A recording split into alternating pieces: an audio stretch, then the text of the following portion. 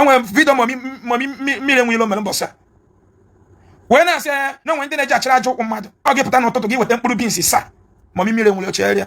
I don't love this.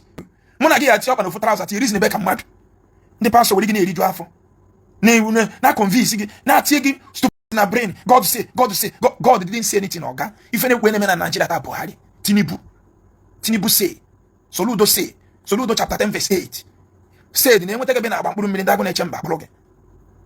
Ị na ife na-ekwu Peter Mba chapter 10 verse 19 jidere ahịa ogige Nsụka tọrọ mpịa kurie chụọ gị na plaza ije nwụọ maka BP. Peter Mba chapter 20 verse 18 jidegari ka ebe ahụ ije mọnụ na Jesus nye gị shop kurie anya in twinkle of eyes.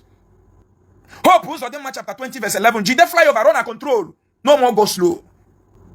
Alex Oti chapter 11 verse 13 wee jide Aba ebe niile apụtapụta taa anya anụ wee kwuo okwu si let there be freedom in Aba. Alex Oti chapter 10 from verse 12 down to 15 n'ebe na-agụrụ m Habakuk na-esa anwụrụ na nwa Igbo onye Anambra steeti ka egesi alụ app ịmachana ka Jonas si rigole n'ụgbọ gburu ọkpọ n'ọzọ wee rigole n'ụgbọ ịma ka Joseph si gbuo David ịmara na ugboro ka Jizọs si tie Talita Kumi oke nwana ya Elijah Enugu na agwa na anya ụfọkọ na-enwe elu nwa baby virgin ọbịa kịta ba na-asị emere gị otu a emere gị anya ụtọ ịda ndị mmadụ ada esokata ezi kpụrụ nkata gwu okwu n'ọcha bụ ndị ori ju mụ na-emere business every na amari chori ka ọsa n'elu ọta na-ebunye ayọ n'afọ m na China si na Sacrament were achịcha yere ya tinye ya n'ime.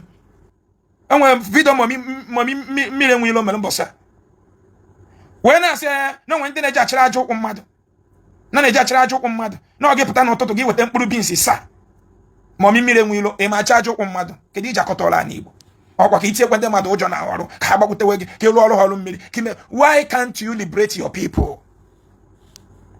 21st century ka ị na-agwa m na enwe ndị na-achị aja ụkwụ mmadụ. Onye chirigoro aja ụkwụ gị na be nna gị eji eme gịnị? Ya nchịta aja ụkwụ gị nwere ejewe aeroplane ka nchịta aja ụkwụ nwere ejewe ebe nwere enye nwa dibịa okechie gị nwa dibịa ikechiboro gọvanọ ka ọla ka gọvanọ mmiri eweilo cheria. I don't love this. No ha weta mkpụrụ beans gota mkpụrụ beans 7 beans anyị esi rie jollof rijuo afọ ka ị soro ụmụnne m ji egwa beans mkpụrụ 7 maka ụda akụkọ a ka onye ojii chọrọ ịnụ. Iwe weta beans 7 ife ya n'isi gị fe ya ugboro ịtọ ọkọ ịnọ iwe wụsị ya after 4 days. Who does that in America? Mmiri eweilo echem n'ibi obodo oyibo. Why are you deceiving our people? I respect you a lot as when they promote ọdịnala. Onye ọ na-promote ọdịnala ana mere respect mmiri eweilo ọkala agwa ma how many teachings mụta from him ihe gbasara practical culture mana mgbe bido ọkọwa ya atịtị mfa ya ozugbo. I don't give a damn. Mgbe bido si na-eji akwa nwa 2 years agwa ọgwụ ego I fired na ọgachiezi na akwa nwa 2 years gị ma ọgụ na-eji agwa ọgwụ ego. Kedu ebutere m n'ụwa biko ma chefuzie na-ere okirika ndị agha ma njegoro okirika ndị ọcha yiri nwa 2 years were ejegwa ọgwụ ego ụna na-ati ihe trade division a na-acha aja ụkwụ mmadụ anya ịzọ ọkpa mmadụ abịa chara aja ebe ịzọrọ ọkpa ọ chịrịzie ya mee gịnị? Unu ebozina onwe na-ebubo ọjọọ kpaa na sayensị kpaa na teknọlọji. Nwa onye Igbo nwere pawa na-agwọ ọgwụ na-eme mmadụ affect ha ncha niile bụ scam from A to Z. Ihe na-eme na ha na-eme eze nwaanyị na ha nwere pawa ọrụ onwere ọrụ shit fanalụ fancha bụ scam. Go out there and work for yourself, your success. Na-eme ekpere na-eme eze nwaanyị na-eme dibịa Fulani bịa chọọ village unu n'ọsọ chọọ ma eze nwaanyị ma fada ma dibịa ọzọ na-akọ bụ na 21st century kunu ja woriri ndị baịfọ a na-acha aja ụkwụ mmadụ chịrị aja ụkwụ mewe gịnị na 21st century na ọsị ji egbete mkpụrụ beans 7 were mkpụrụ beans mee ka nepa yara iwezi ọkụ na flat gị ka ịma nọ na-arụ ọrụ. Ịchọ ịgwa m na magic niile na-arụ mee nke ụwa niile ga-ewitness na ọ bụrụ iwegbute ofe onye napụ ihe gị n'akọ bụ weta mkpụrụ beans gụọ mkpụrụ 7 na ama work this week or this year. Ịchọ ịgwa m na aha Jizọs na ekpere na-arụ ọrụ kpee ekpere si na nepa ma work this year. Onye bịasị m na ọkụ ya dị echi na aha Jizọs ewetazi ọkụ echi makwa na na-eweta ọkụ ewetazi eji sị m na ọrụrụ ọrụ no pray. Otu a m siri na Jizọs ada agwọ ya rumepe hospital o nwere every week ada eme surgery ada amụ nwa reality mee nke gị ka ịfụ nke a nínú si na powered emego m nke m siri na onye ebe aka powered mepe hospital nye ụmụ nwaanyị Igbo niile free mi bụ onye omenala mi bụ onye ụka bịa na-akọrọ m na na-acha aja ụkwa a ga na-ekwu ka ga-esi nyere ndị be anyị akụ na na-akọ na-ebughachi ndị be anyị azụ a na-achịrị aja ụkwụ mmadụ eji eme gịnị? achịrị ajọ ụkwụ gị mgbe na-agụsị university so that ibe gị graduate man graduate. Achịrị ajọ ụkwụ gị mgbe ị na-egbu igbe so that ibe gị gawa ije ma ngazi ije. Ọ bụrụ kịta gacha school fụ na ọrụ adịrọ totally na ọrụ adịrọ duto n'inwe passion to survive ọnụma na-esu gị akọchaziri ego da akọ ibelive ime ife nta n'afọ. Jụọ many people nwere ego taa na n'Igbo afọ fatal. At the age of 11 years ka njewele boy from primary 5 from primary 6 was when the check first living certificate first living this thing ka m lapụ boy school niile other school ngazi bụ adult education. Mkwechi si na ebe ibe m rụrụ na education na mmeri mgbasa bụ ibido adult education mee ihe na achieve. Ebe a na-asị ndị mmadụ na a na-achịrị ajọ ụkwụ a na-eji akwa nwa 2 years agwara ọgwụ ego. Who is fooling who? Kpata oyi aka unu chọrọ ide na-anụ n'ala Igbo na mpa ga-amụrụ gị na nwere bụ mbọsị pụtara n'aba na disappear mana ndị mmadụ eboche gị amosu ma ọ ma ị ga-enwere bụ mbọsị pụtara n'aba na ome pio wọl bus bụ pepa agwago ndị mmadụ na mma gị bụ amosu nọ na awọ bus o mma gị abụrụ amosu ọ da awọ bus mana mma ndị ọzọ bụrụ gị amosu ekukwe time anyị na gị ga-eti ma ị chọrọ nwanne anyị ka anyị na gị ga-eti ọkpa na foot ị ga-ama ihe ma ị chọrọ Mesaku na ebe na agwa gị tata 18 October 2025 you are my brother, you are my, if you like hate me because I love you mụ na gị ya ti ọkpa na ofu trouser ti reason ebe ka mmadụ ndị pastor were gị na-eriju afọ na convince gị na tie gị stupid na brain. God say God didn't say anything oga ife na-ekwe na-eme na Nigeria taa Buhari Tinubu say Soludo chapter 10 verse 8 said na enweta gị na agba mkpụrụ mmiri ndị agụ na-eche mba akpụrụ gị. In an even na-ekwu Peter Mba chapter 10 verse 19 jidere ahịa ogige Nsụka tọrọ mpịa kulie chụọ gị na plaza ije nwụọ maka BP. Peter Mba chapter 20 verse 18 jidegari ka ebe ahụ ije mọnụ na Jesus nye gị shop kulie enya in twinkle of eyes pedie. Hope Uzodimma chapter 20 verse 11 jide flyover run and control no more go slow emepego control flyover unu maka ebe asa akpọchi moto na-eje Port Harcourt nke na beside warehouse nke na nọ chebe abịa block mana Hope Uzodimma chapter 20 verse 15 tiele flyover there now no traffic. Alex Oti chapter 11 verse 13 wee jide Aba ebe niile apụtapụta taa anya anụ wee kwuo okwu si let there be freedom in Aba. Alex Oti chapter 10 from verse 12 down to 15 n'ebe na-agụrụ m Habakuk ị na-ese anwụrụ ị na-anwụ Igbo ihe na-eme gị Bible bụ bọdị na ebe i wetara na Bible ma na-egufugo nwoge na mmadụ so ihe ichezi ịbụ mmadụ bụ ihe dị n'ime Bible ahụ. John na Peter na Holy Spirit ihe na ha afanya bụ scam na-ekisi ekiri m na Facebook mara ma mmiri nọ n'ime fonu ga apụ a ka ekesi fọm ya ohere ehe ihe ya ajụ onye kere gị jụọ onye kere Facebook nwetagodo ka esi eke Facebook ọ mmiri ka akpọkọnatara n'ọnụ ka apụ si abata na fonu. How come ma mobile app transfer how is ka ihe eji afọm app ọ akwa ka mmiri ka ọgọm ofere efe nọ n'ime fonu gị idelete ya ọpụ ịdownload wee ọbịa onye Anambra steeti ka egesi alụ app ịmachana ka Jonas rigore n'ụgbọ gboro ọkpọ n'ọzọ wee rigore n'ụgbọ ịma ka Joseph si gbuo David ịmara na ugboro ka Jizọs si tie Talita Kumi ị na-ekwu na-akọbụ kọgide kọ na Jizọs na Virgin Maria ji ọkpa si obodo ndị ọcha gbara na Egypt ka ya rigbu ya. Chineke rapụrụ nwa ọkparị ya ịma ihe a Nollywood film ka ị na-agụ ife afọ ndị ọcha mana ụmụ ha gụọ Bible na ha ya ama na ọ bụ they will not buy the idea. God carry the whole world na agbaziri ordinary man Herod ọsọ. A white man will reason ya bụ na Jesus ga-agba ọsọ nwanne ka mara achapụkwa ọsọ na ndụ nke m mana onye ojii ga-eyere emperor sị ga no weapon fashioned against me shall prosper agbagbuo onye ọnwụrụ ka unu ji wee were ndị unu na-egwu egwu ejikpa dị ka onye Igbo na-ekwu nwere ihe ele you can't do things of your own ịchọ ka God mee anya but you are boarding flight you are eating the soup that everybody youth like you created in our land the olden days. Look at us using phone. Are we not ashamed of ourselves? Do we supposed to use phone? African youth was phone naka as of today. Since the phone no pata, they deny themselves the production of this phone. 98.9% of Ejaru phone is na Conga pata. Google what I'm saying. 98.9% of Ejaru phone is na Conga pata. But Congolese get on Enugu name fasting. Ndi Congo na kwadi Jamaica. Aje bi okuta kana Saudi Arabia. Ndị Congo na-akwado iji Israel ka o jee Holy Land. Anani ya Congo abụrụ Holy Land. Ndocha avukpa anya buru resources anyị na check how many people in England today, but every city is being paid. How do they manage it? Or ide chenka ina jomo bo onye kere gi onye kere gi ichefu se na odom nwete gị na ori egiri eme onye kere gi kene onye kere ya nwa enwe ha ide iba na oriri odom nwete gị na otagbu ogiri eme imejuru gị kene chi ntia eke ọgba nwete gị na okutu ogi swallow ogi ni kene chi na agụziri chi ya nwere ihe mere ma nje asị gị nara ekele nwere ihe mere ma nje asị gị nara ekene ebe ori chi dị mma eke ọgba frifa ikutuo ya nuo ya wee na-agụrụ chi ya imela o. Yes, go out there, work out things, make things happen. Could you just jelly school for just school be my wajiji oh I do you Christianity be na ma bu abato okay are you how the wag one nwoke na one nwa na no how the wag when na post and dey ma jo shop gị niile na na-achọ monitor me you die, do this you die, monitor you die. Who you the monitor? Who they monitor you? Maybe when we stick out monitor me you die, will you think about bad governance?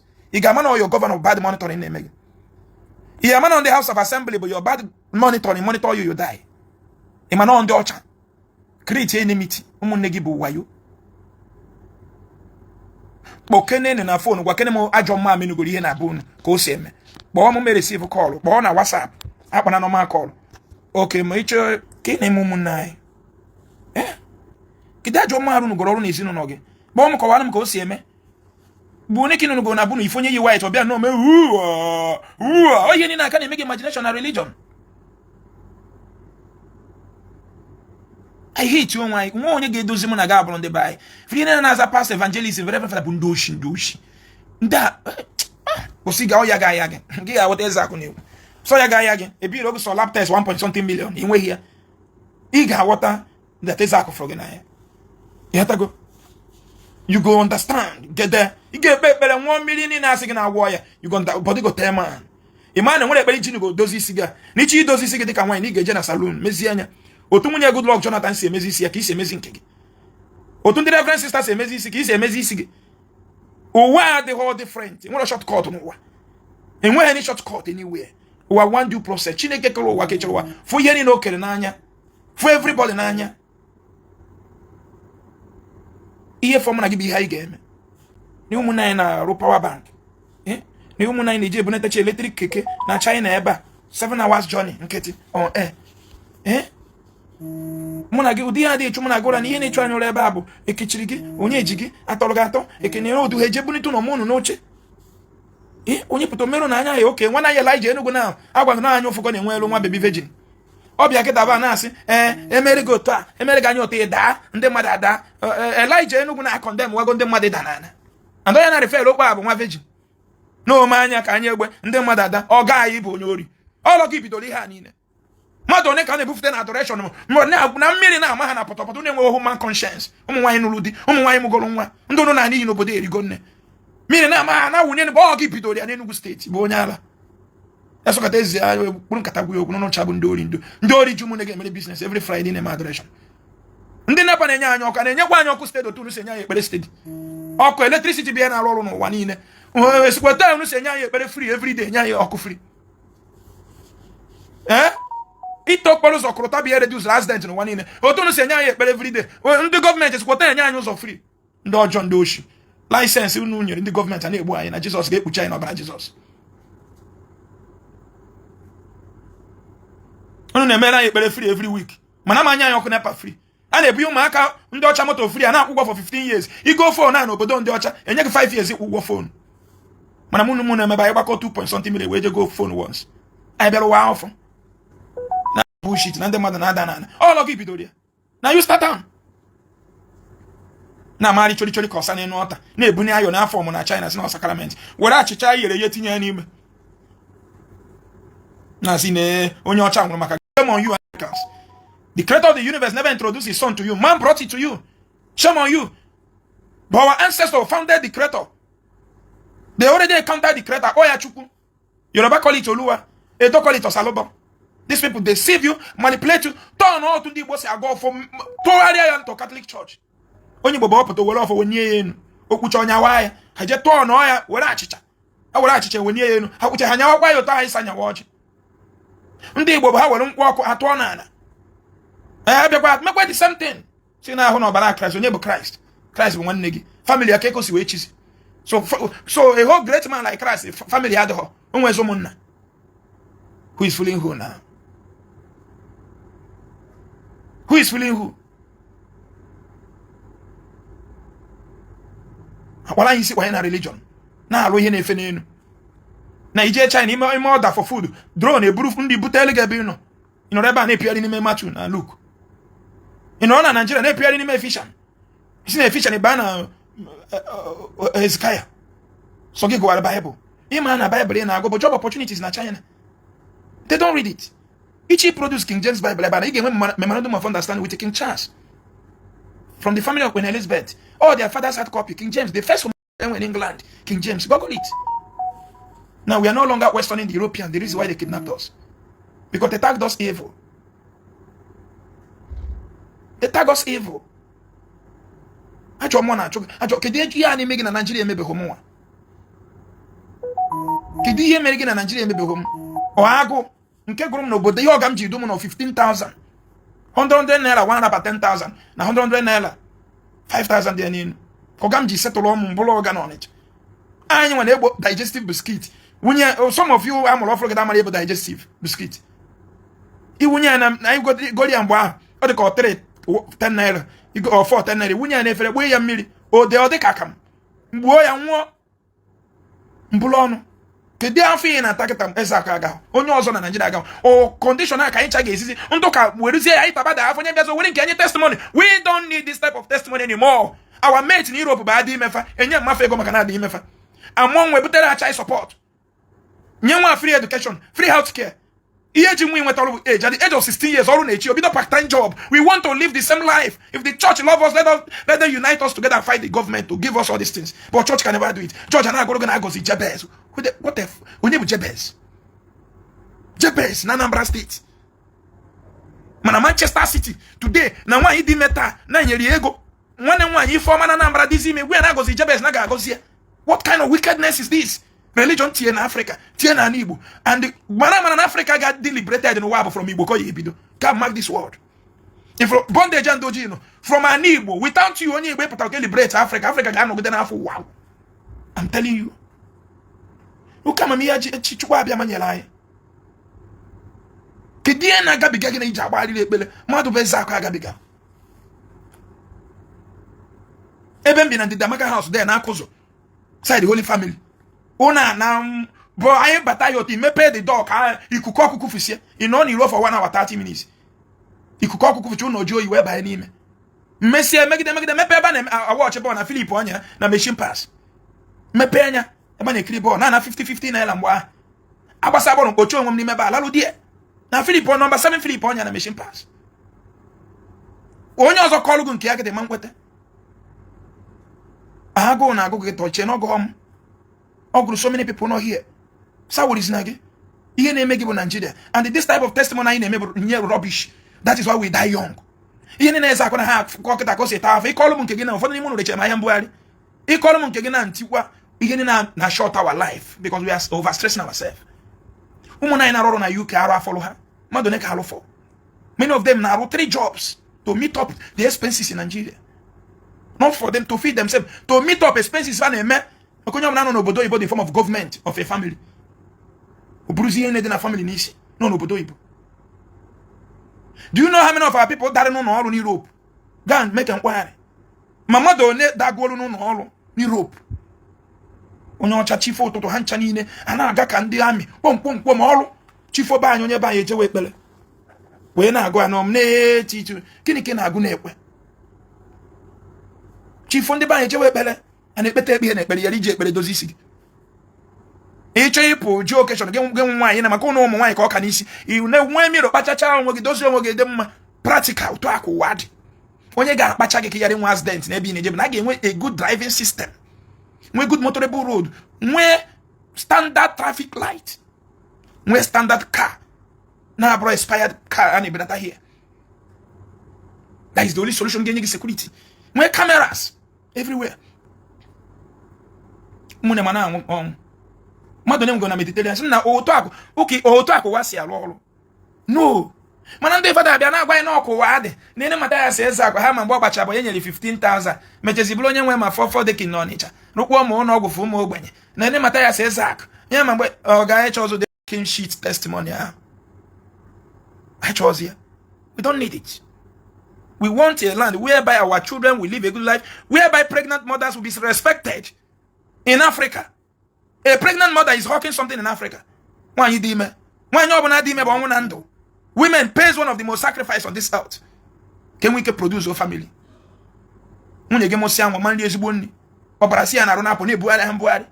For what reason? Are we animal? Your contribution enriches him. I have never achieved anything with prayer. It's your money that makes it what he is. Let Jesus do it for him. Let us see. Brain. Na to tonanti na ima anwu no nwere ga emegi o ga ejiro na atiazu no fe mo na gita bụ ndị nwufo na Nigeria ina ni fe nekwu mo na gita bụ ndị nwufo na Nigeria ndị nwufo na Nigeria ihe ga egbu mo na gị kwa kwụ na echi ai. The bad road is there, the herdsmen is there, lack of facilities. Ngwa ụmụnne m biko ka njugodu o nwere village na ebe a nwere village ambulance in case of emergency. No ogun ma fa village gị enwere onye village na ebe onye na ebe akịta nwere village ambulance in case of emergency. Enwere ma ọ bụrụ dị nke akwụrụ na watch ụfọdụ bịa nyụ anya ha pụọ ajụọ m gị ngozi na-ekiri m ifeanyị na Chibụzọ na-ekiri m nụ. Enwere village na ebe a ndị obodo no contribute go ambulance for emergency ya nwa oxygen n'ime akịta ọ dị na Mbala Amabun in case of onye nwere emergency now if you tenteje because of when you down if you tenteje now and when any ambulance if you tenteje double now ka ibro nya rush no ogwu enwe man if you tenteje we no car worth 500 million. I rap the real one I ga na eme mona ga na dying. Why must religion make us to hate ourselves? Why you na you bu why we bata na health for no buru munnem na enyo ha poison even egbu munnem normal sickness on very sick na egbu munnem fibroid na egbu munnem and enwe low count ndo ka bia se no nya na achọ nwa kedu obodo na achọ nwa achọ inwe spam count or ihe ndaba. It can happen to anybody. You find the solution for it. Onwe nwa akwa na hiri akwa all health challenge ko actual solution for it. Una chọgide na nwa Africa na enweta na IVF nwa alwa na ọrụ na nwa ogbenye na-eme IVF inwe count ịmatụ nwunye gị ime enwe ka esi eme ya ijekwuru ndị dọkịta sị kedu ya ga-eme ka nwunye gị dị ime ihe na-abụrụ ya na-ekwu n'ikuku mana ọ bụrụ all medical ọ bụrụ ya na-ezu ezu. Go meet your doctor if you have a low count. Ọ bụrụ ya na-akpa nwunye gị chara acha nwere ka esi eme nwunye gị take in inwe kwene gị ime n'ihe ego nwe gị golo nwe gị nwa unu na ya bịa 2 years fukwe ọ bụrụ nwa gị iburu ụwa bụ nwe gị n'isi na-achọ nwa ọ na-achọ nwa ndị na-achọ nwa pụta you kidding me. Nwaanyị nwechi infection, nwaanyị fibroid block chara akpa nwa ha, nwaanyị ovarian cyst block chara akpa nwa fa bụ ha dị ime fibroid akụpịa, nwaanyị womb ha nwere issue some ụfọdụ n'ime ha mere mgbe ha dị na young wrongly their womb become affected. Enwere ụdọ ọbara ya abịa inwe ịmụ ọnwa o nwere ọgwa ya agba gị within 24 hours. Ọ bụ na agbara gị ọgwa nwa ọbụla ba na that womb ya anwụ within 6 months. Some of you may have from chemist, from pharmacist. Ịma ha na nwa ka ị mụrụ ihe na agbara gị ọgwụ ịnụzie dị dị ime under 5 months nwa ha nwa n'afọ isi na nkụrụ gị na-eri dị nwa. Godo onye Igbo ji nwa nọ gị na afọ ime ọ na-eri ya ụmụnna ọ dị ọkwa mma. Ife anyị mere nwa ya dị ọkwa mma. Anyị bụrụ nwa anyị pụtara ụwa ka onwe anyị ọnụ before the world. Na anyị na-eri nwa. Kedu onye Igbo na-eri nwa n'afọ? Ana m kedu onye Igbo na-eri nwa? Mmaga na-eri nwa. Mpaga na-egere onye nwa anọ n'afọ kedu onye na-eri afọ? Na o tinye bewere ya rie. Ebelu na-emelu m. Why can't we face reality? Asị gị na-achọ nwa. Ijekwuru onye ala ya egg ya dị oke dị na ya ọ dị ime onye ala na akwa na main road once na ọgan ya dị oke ya dị mma egg na-eproduce nwa dị mma igbu ya active ọ dị ime simple nweghị magic dị na ya na inwe issue na your womb jee meet a gynecologist meet a medical personnel na enwere ka na-eme ụnụ nkịta a na-asị na ọpespi gịnị ka ụnụ na-asụ ya n'oyibo ọpespic pregnancy ka ọ gịnị ka ha na-akpọ m na phone every day onwe ndị na-eme ya n'ihe ala wayo na-eme ya na Port Harcourt wayo na-eme ya na Ebonyi steeti na-esu ndị be anyị ori ebia ha gba ọgwụ sị gị n'ịdị ime for 3 years n'ọnọgụ n'okwu na scan adịghị ebia ọgụ ihe ọbụla nọ gị na-arụ apịa gị scan it will show everything na nwaanyị ga-ebugide nwa bụ 3 years na ha dịbọ na-ejima na ga-eji 4 million wee mụ ya ọ gị ya scam ihe ya 4 million ebuba gị tieta mee na awara gị afọ kụta ụmụaka na-abụ ebe ahụ ha goro ha ji ego agụta ụmụazụ nwee profit enu ya mkpụrụ business ka ha na-eme ya n'ihe ala ha na-eme ya na Port Harcourt ha na-emekwa ya na Ebonyi steeti I received a lot of these calls tie nwaanyị n'ime na ọ dị ime 3 years nwaanyị na-agbagharịzi ego na-ekwugharị okpo onye na ya dị ime 62 years 63 years. When they take you to theater, they will do it as they did surgery. Brought in offering about Hagoro, that is trafficking in Congo. Corruption during Africa. Even one for 3 years. Who does that? Where? Not the Nazu. Academy. The baby not about 3 years. Nekume. Nekume. Kedi you will in Africa this way. Erimon again, I'm the mother now. One of the young one will I can you.